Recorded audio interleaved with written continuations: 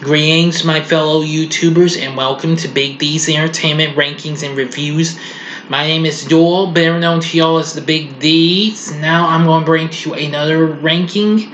And this time around, it's going to be 2011. This is in a series of flicks that have been around since I've been born.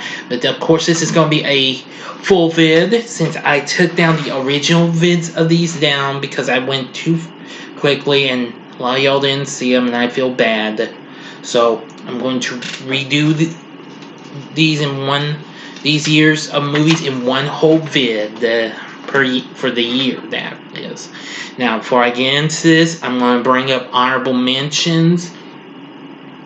First up is Rango. I recently watched this a few weeks ago on Prime.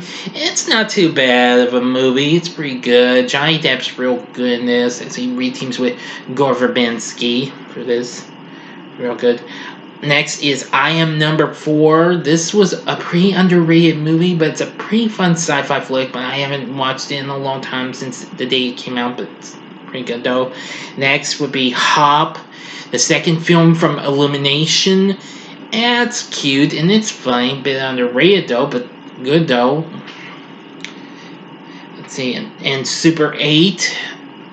Pretty good sci-fi flick from J.J. Abrams. It's pretty good. And finally, Final Destination 5. After I finally got to see it unedited and what have you, I gotta say, that was a big redemption over the Final Destination. Even though this was a prequel to the first movie. You'll know about it when I review the Final Destination franchise next year, so be on the lookout for that. In the meantime, let's do the 2011 flicks ranking. Now, of course, this is all in one vid, not in two separate vids like before. Here we go. Coming in at number 20 is Sucker Punch. Very underrated movie, but with a bunch of kick-ass gals in it. I don't know the names of all of them except for Vanessa Hudgens. She was real good in this.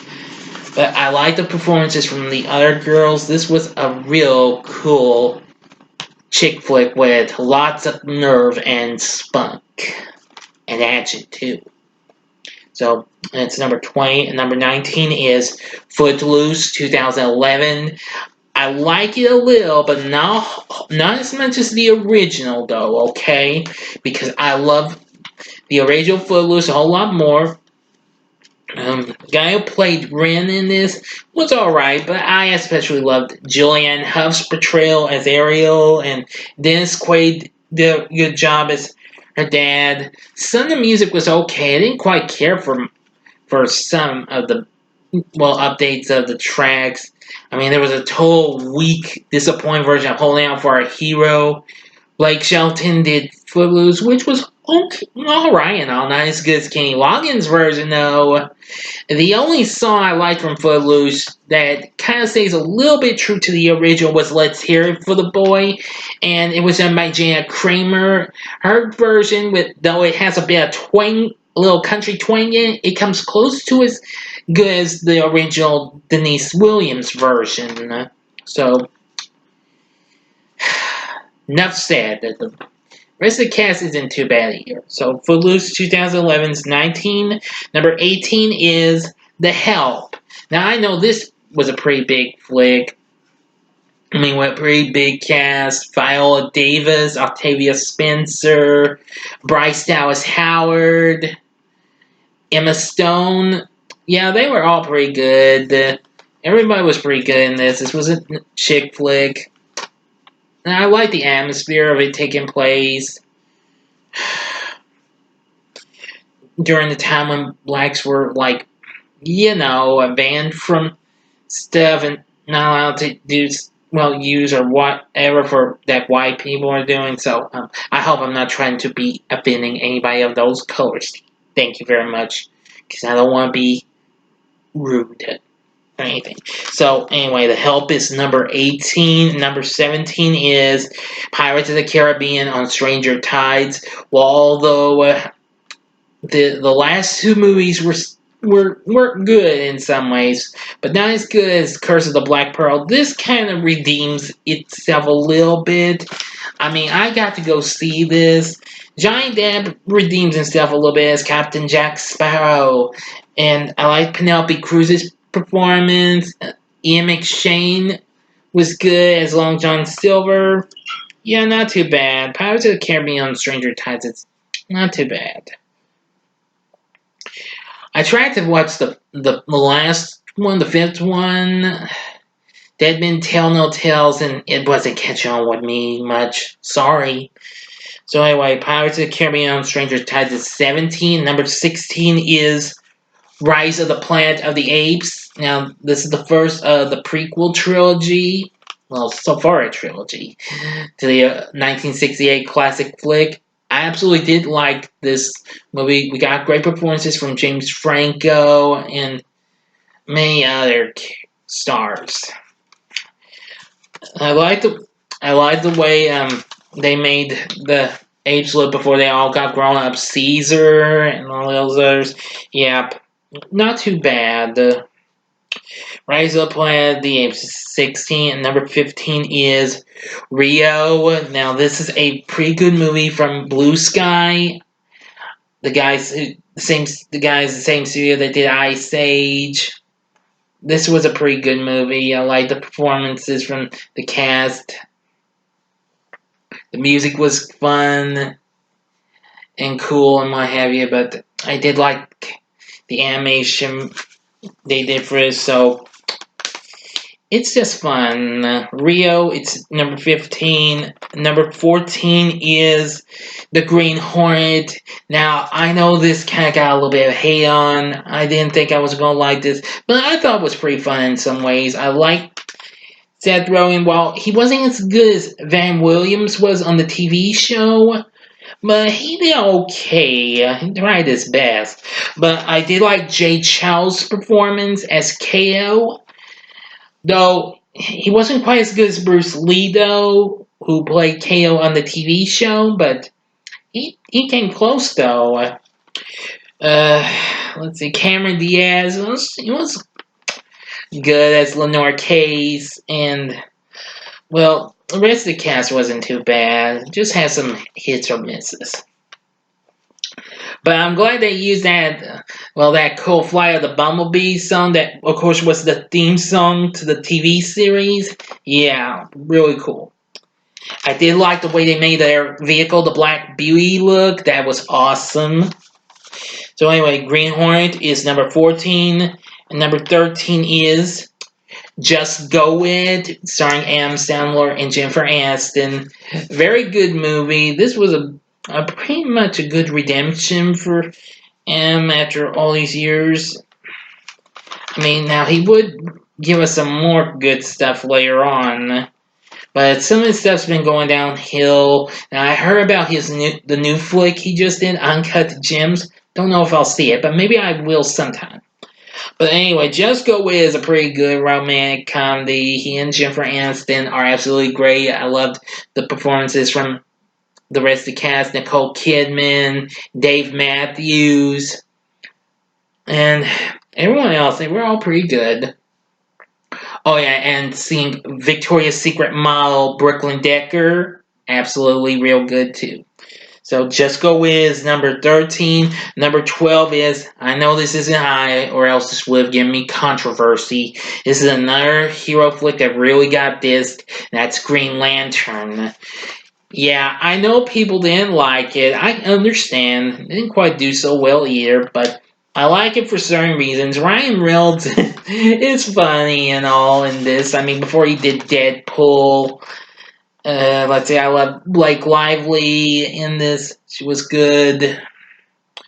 The rest of the Green Lantern Corps was absolutely great. This, of course, would be one of Michael Clark Duncan's last few flicks. Now, I know he got to voice his character on the short-lived Green Lantern, the animated series, which came out after this, which wasn't too bad either. But even so, I wish them all the luck when they do the Green Lantern Corps movie we have been longly waiting for. So, you better do good at this, Warner, or else you really disappoint me. So, okay, don't disappoint me. So, Green Lantern is number 12, and number 11 is The Muppets. Now, after it's been 12 years since they did Muppets from Space, the Muppets finally returned, and this time back with Disney, and they brought us a great film, especially with the new addition to the group, Walter, very good character. And again, we got great performances from all the Muppet characters. Let's see, Jason Sudeikis, I believe that's who it was. Yeah, I'm pretty sure that was the guy. No, wrong one. Jason Segel. Sorry, not Sudeikis. My mistake, everyone. Woohoo! And Amy Adams were absolutely good. Yeah, Segel and Adams, they were absolutely real good. And the songs in it was good. Tex was a great villain played by Chris Cooper. He does everything to stop the special Muppet Show marathon thingy from reaching somebody to save the Muppet Theater. Real good. Anyway, Muppets is number 11. Now for the top 10. Coming at 10 is Sherlock Holmes, A Game of Shadows. Now, I did enjoy this as much as the first one, but it falls a little bit, but still, it was worth watching. Now, there is a possibility we will finally get Robert Downey Jr. and Jude Law back for a third one, so I hope for the best. But anyway, Moriarty, played by Jared Harris, absolutely a great villain, probably one of the most well-known Sherlock Holmes foes. And I've been wrong before. He may have other good foes. But anyway, I think Sherlock Holmes: A Game of Shadows is real good, and it's number 10. Number 9 is X-Men First Class. Now, I think this was pretty good. It was a big redemption as a prequel movie. I like the characters. James McAvoy, great as the young Professor X. Michael Fassbender as the young version of Eric Lensher, alias Magneto. They were all good. I like seeing Hugh Jackman's Wolverine cameo. Good. It's not too bad. The characters were good. Kevin Bacon was great as Shaw. January Jones as Emma Frost, the White Queen. Absolutely real good. Yeah, they were all real good. Some of the characters were hit or miss, but were still fun though. So anyway, X-Men First Class is 9. Number 8 is, this may give me controversy, that would be the Smurfs. I absolutely do love this movie, although it's been a few years since I've last watched this. I'm going to try and rewatch it, maybe review it sometime, don't know yet. But anyway, I did grow up watching the Smurfs a little bit, not a whole lot when I was a kid, but when growing up I did watch the reruns of the Smurfs. And I'm going to say this wasn't too bad of a movie. Them entering the real world. Got to hear Jonathan Winters voicing Papa Smurf. Katy Perry was pretty good as Smurfette. I like the performances from the rest of the cast that did the voices of the Tao characters. Neil Patrick Harris was great. But I gotta give credit to Hank Azaria for playing Gargamel. Real good, actually. The rest of the cast was pretty good, too. So anyway, Smurfs is number 8. Number 7 is Mission Impossible, Ghost Protocol. After we had waited 5 years since Mission Impossible 3, now this was a big redemption over that one.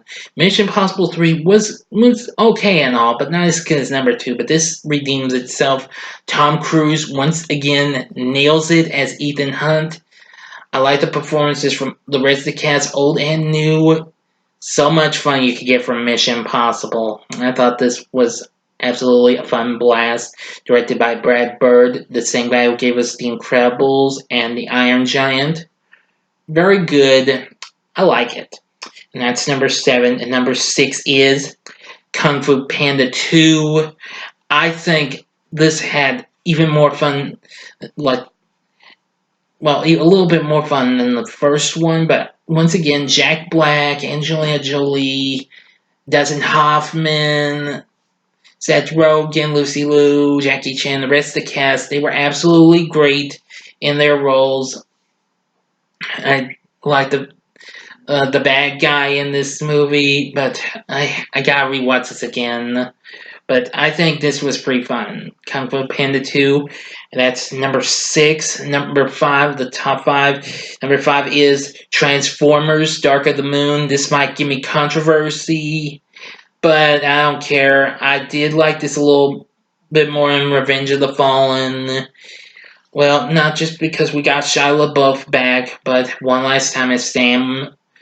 And, well, even though Megan Fox wasn't available, but I did like the new girlfriend of Sam's, who was played by Victoria's Secret model Rosie Huntington Whiteley, who actually appeared in Maxim. She was the top girl on the Hot 100 list, which that was really good. I've got that issue.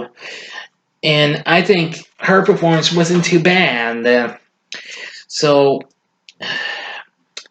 again, we got good performances from mostly the same Transformers and some of the new additions. And I think that was a pretty fun experience. I mean, well, the rest kind of goes downhill, except for the recent Bumblebee movie, but hey, that's for another time. So, Transformers Dark of the Moon is number 5. Speaking of 5, number 4 is Fast 5. This was much more fun than the last one, Fast and Furious. Well, almost, but it comes close though. Once more, good performances. Vin Diesel, Paul Walker, may he rest in peace. The whole cast was absolutely good. And I think this was another great entry in the Fast and the Furious franchise. I like the series, although I've seen every one of them except Tokyo Drift, which kind of takes a little bit of a detour from the other movies, but well, maybe I'll give it one chance sometime. I don't know when, but well, it could happen. So, Fast 5, it's definitely action-packed. I think it was really cool. I believe this did have someone. I'm pretty sure she was in this, but maybe I'm wrong. I think she was until the next one. I think Gal Gadot. I think she was made a short, small appearance in this, but maybe it wasn't until the next one. Oh well. But Fast Five's pretty cool. It's number 4. Number 3 is Captain America: The First Avenger. And I really loved this movie. This was absolutely a fun thrill ride. The atmosphere was absolutely great. Going through the World Wars and what have you. Chris Evans absolutely was spectacular as a Tao character. Yes, and I did like the rest of the characters. Agent Carter and let's see, Howard Stark was real good. So was Bucky. Yes. Oh, yeah. And Red Skull was absolutely a great villain. Hugo Weaving did a great job on the character. So, but anyway, Captain America: The First Avenger was an absolute fun thrill ride. It's number 3. Number 2 is another Marvel movie, and that's Thor. I love this movie. Chris Hemsworth. This was what introduced me to him. I think he was absolutely great as the Tile character. I love the performances we got from Natalie Portman, Rene Russo, and Sir Anthony Hopkins as Odin. Tom Hiddleston was great as Loki. Let's see, Idris Elba as Heimdall. Yeah. Let's see, Jamie Alexander as Lady Sif. And I like the guys that play the Warriors 3. I could not believe this. Kat Dennings was real good. And Alexander Skarsgård. Yeah, that's him. Yeah, that's the one. I'm sorry, I almost got another Skarsgård mixed up. Whoops. Yeah, he was real good. But anyway, some of the moments were real good, and I loved Thor. It was good. Second one was okay, but it was Thor Ragnarok that was a big redemption. Mm-hmm. So Thor comes in at number 2, and number 1, my favorite flick of 2011 is Harry Potter and the Deathly Hallows Part 2. Now, like I said in the last ranking, I have yet to rewatch this. I'm going to sometime if I can. But excuse me everyone, it's bothering me. But I'm gonna try and watch this in first part back to back. The second part is much more intenser and what have you. A real good epic finale, final battle with Harry and Voldemort. Absolutely great. The cast was absolutely great. So it just had so much magic. Good way to finish. I'm not sure if we're gonna get a flick for the recent book, The Cursed Child, but we'll see. We'll see one day. But anyway, that's going to do it for my ranking of 2011 flicks. What's your favorite flick of 2011? Tell me in the comment section or give me your own ranking if you'd like. Like and subscribe to my own channel and be a part of the Big D Nation. And join me again next time when I do my 2012 flicks ranking. Now, if you liked what you saw in this, please feel free to check out these recent videos. Now, in this corner, see my recent Q&A number 3 announcement vid. You still got a few more days to give me questions and what have you for this. And in that corner is my recent ranking of 2010 flicks. And of course, in that corner is the icon to go to my channel and to subscribe. Thank you again for watching. Until next time, I'm the Big D saying see ya.